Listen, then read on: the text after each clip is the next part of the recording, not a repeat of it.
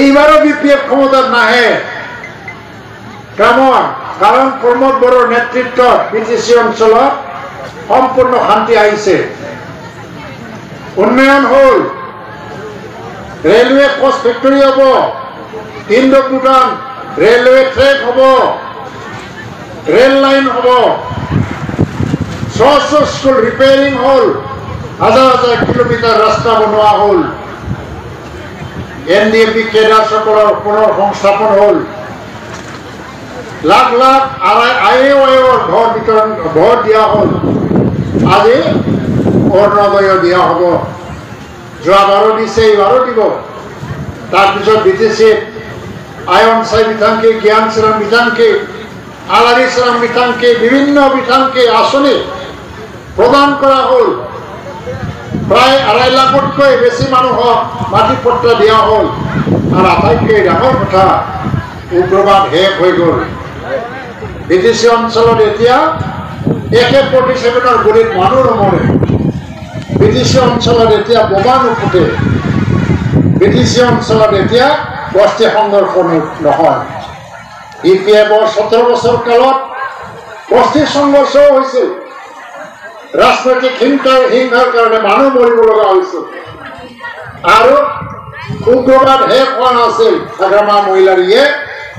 এই সমস্যাবিলাক সমাধান কৰিবৰ কাৰণে একো কাম কৰিব নোৱাৰিলে কিন্তু প্ৰমোদ বড়ো 20 চনৰ পৰা ক্ষমতাত বহাৰ পিছত উগ্ৰপন্থীৰ জন্ম হোৱা নাই বৰঞ্চ উগ্ৰপন্থীসকলে আহি মূলসুটিত যোগদান কৰিবলৈ আজি শান্তিৰ প্ৰক্ৰিয়াত আগুৱাই গৈছে আৰু উন্নয়নৰ কাম কৰিছে তাৰ কাৰণে নৰেন্দ্ৰ মোদী অমিত শ্বাহ অসমৰ মুখ্যমন্ত্ৰী ডক্টৰ হিমন্ত বিশ্ব শৰ্মা তেখেতে কৈছে তেখেতসকলে যে প্ৰমোদ বড়োৰ নেতৃত্বতে শান্তি ইয়াত স্থাপন হল স্থায়ী শান্তি আহি গল উন্নয়ন হল আৰু এই স্থায়ী শান্তিটো আকৌ দীৰ্ঘম্যাদী কৰিবৰ কাৰণে প্ৰমোদ বড়োৰ নেতৃত্বত কাম কৰাৰ প্ৰয়োজন ইয়াত উন্নয়নৰ ধাৰাটো লৈ যাবৰ কাৰণে প্ৰমোদ বড়োক সুবিধা দিব লাগে তেওঁলোকে কৰি আছে তাই কাৰণে আপোনালোকে ধৰি লওক ইউপিপিএল দলৰ পৰা যিমানে নিজিকক অলপ কম জিকিলেও বেছি জিকিলেও সরকার প্রমোদ বড়োর নেতৃত্বে হব প্রমোদ বড়োর নেতৃত্বে কাউন্সিলত সরকার হব অন্য দলের নেতৃত্বত কোনো সরকার নহয় আপনালোকে এইটো জানি থাক আজি মই আজি অসম সরকারের ক্যাবিনেট মন্ত্রী হিসাবে আর ইউপিপিএলৰ প্ৰতিষ্ঠাপক সভাপতি হিসাবে আপোনালোকক এই কথা জনাই গৈছো যে আগন্তুক 2025 চনৰ নিৰ্বাচনৰ পিছত ইউপিপিএলৰে প্ৰমোদ বড়োৰ নেতৃত্বত আকৌ এবাৰ নতুন সৰকাৰ হবলৈ গৈ আছে আৰু বৰ্তমান অন্য দল নিজিকে বৰ্তমান হল বড়োপা উপেন্দ্ৰনাথ ব্ৰহ্মৰ জন্মস্থান বড়োপা উপেন্দ্ৰনাথ ব্ৰহ্ম ইয়াতে জন্ম লৈছিল ইয়াৰ পৰা সংগ্ৰাম আৰম্ভ কৰিছিল তেখেতৰ অৱদানৰ কাৰণে আজি বিটিসি গঠন হৈছে বিটিআৰ গঠন হৈছে আজি শান্তি আহিল আমি কাম কৰিবলৈ সুযোগ পাইছো বৰ্তমান ইউপিপিএলৰ হাততে আহিব ভুলক্ৰমে যোৱা 2020 চনত বিপিএফ অৰ্থাৎ গৈছিল যদিও মানুহে গম পাইছে যে বিপিএফক ভোট দিয়াৰ কাৰণে বৰ্তমান চেৰপাংগুৰি অঞ্চলত যিমান ৰাস্তা হ'ব লাগিছিল নহল যিমান চাকৰি পাব লাগিছিল নাপালে যিমান PMAYৰ ভোট পাব লাগিছিল নাপালে ঘৰলৈ যিমান আহিব লাগে নাহিল বহুত কাৰণত ইয়াত উন্নয়ন পিছ পৰি থকা আমি দেখিবলৈ পাইছো এইবাৰো যদি ভুলক্ৰমত মানুহে আকৌ বিপিএফকে জিকাই দিয়ে ভুলতে যদি বিপিএফক বেছি ভোট দি পেলাই আকৌ যদি জিকাই দিয়ে 5 বছৰ আকৌ ভুগিব লাগিব আমাৰ অঞ্চল উন্নয়নৰ পৰা